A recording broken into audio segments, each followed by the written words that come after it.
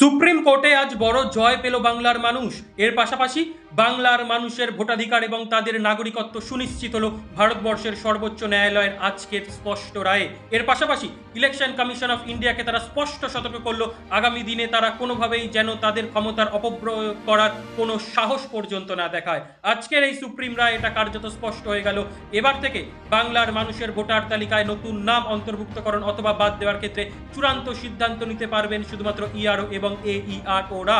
দ্বিতীয় সব থেকে বড় রায় যে এতদিন পর্যন্ত বাইরের স্টেট থেকে যেভাবে মাইক্রো অবজারভারদের অবৈধভাবে নিয়োগ করে বাংলার মানুষের নাম অন্যায়ভাবে তারা কাটছিল, সেক্ষেত্রে অবজারভাররা কোনো চূড়ান্ত সিদ্ধান্ত নিতে পারবেন না। এই সিদ্ধান্ত শুধুমাত্র ইআরও এবং এইআরওরা নেবেন। মাইক্রো অবজারভাররা শুধুমাত্র সহযোগী হিসাবে কাজ করতে পারবেন মাত্র।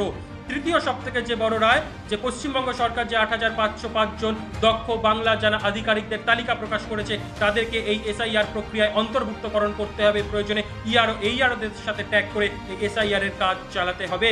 চতুর্থ সব থেকে বড় রায়, কোনো মানুষকে যদি হিয়ারিংয়ে ডাকা হয় তাহলে তার কাছ থেকে নথি হিসাবে উপযুক্ত কর্তৃপক্ষ দ্বারা জারি করা নোটিশ বা নথি অবশ্যভাবেই গ্রহণ করতে হবে, যেটা অ্যাডমিট কার্ড অথবা ডোমিসাইল সার্টিফিকেট এতদিন তারা অন্যায়ভাবে গ্রহণ করছিল না। আর চতুর্থ পরে তার পরবর্তী রায় যেটা জানালো যে হেয়ারিং এর ক্ষেত্রে এবং চূড়ান্ত তালিকা প্রকাশের ক্ষেত্রে সময়সীমা আরও বাড়ালো, 7 দিন পর্যন্ত পিছিয়ে দিল ভারতবর্ষের সর্বোচ্চ ন্যায়ালয়। অর্থাৎ এটা থেকে আজ স্পষ্ট হয়ে গেল যে ইলেকশন কমিশন অফ ইন্ডিয়া এবং ভারতীয় জনতা পার্টির যে অবৈধ গাঁটছড়ার অভিযোগ আমরা বারবার করছিলাম এবং তাদের হোয়াটসঅ্যাপ কমিশন কার্যত মুখ থুবড়ে পড়লো আজকের এই সুপ্রিম রায়ে।